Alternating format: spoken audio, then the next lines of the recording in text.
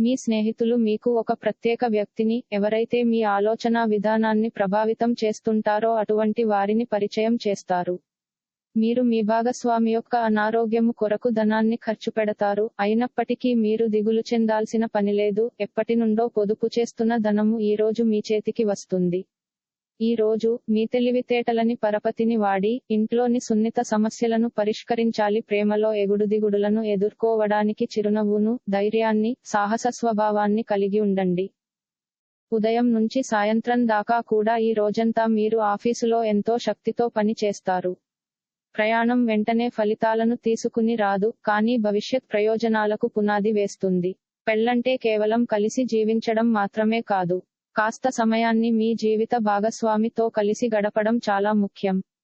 ఆర్థిక పరిస్థితిని మెరుగుపరిచేందుకు ఆవులకు బెల్లం తినిపించండి.